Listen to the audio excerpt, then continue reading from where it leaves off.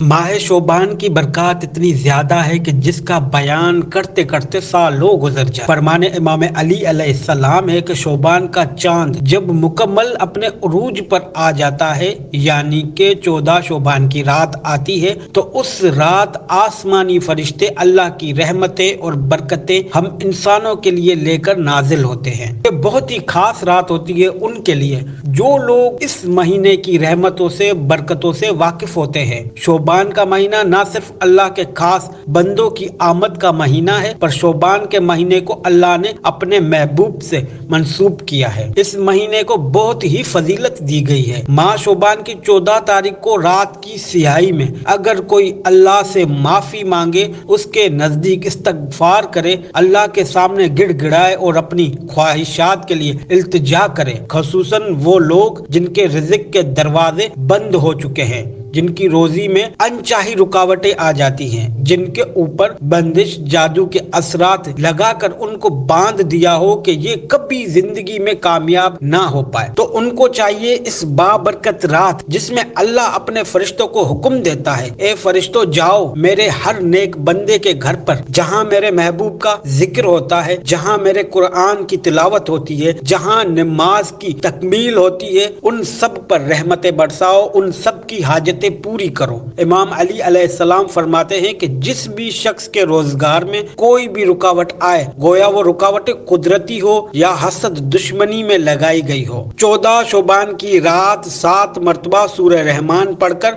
अल्लाह से जो भी दुआ मांगे, अल्लाह उसकी वो दुआ फौरन कबूल करेंगे। तो अगर किसी शख्स के माली हालात परेशानी का शिकार हो या कारोबारी रोजगार कुदरती आफतों में या फिर किसी के हसद बद नजर की लपेट में हो, तो उसको चाहिए 14 शोबान की रात अव्वल आखिर 11 मरतबा दुरूद शरीफ बारगाह हुजूर सल्लल्लाहु अलैहि व आलिहि वसल्लम पढ़कर दरमियान में 7 मरतबा सूरह रहमान का विर्द करे और उसके बाद बारगाह इलाही में अपने हक में दुआ करें। इंशाल्लाह आपकी दुआ फौरन कबूल होगी और चंद दिनों के अंदर गैबी मदद के वसाइल बनते हुए देखेंगे। अल्लाह आप सबका हामी और नासिर।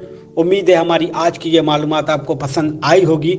मजीद रहनुमाई के लिए हमारे चैनल को सब्सक्राइब करें ताकि हमारी हर मालूमात बराबर तरीके से आप तक पहुंचती रहे। वस्सलाम।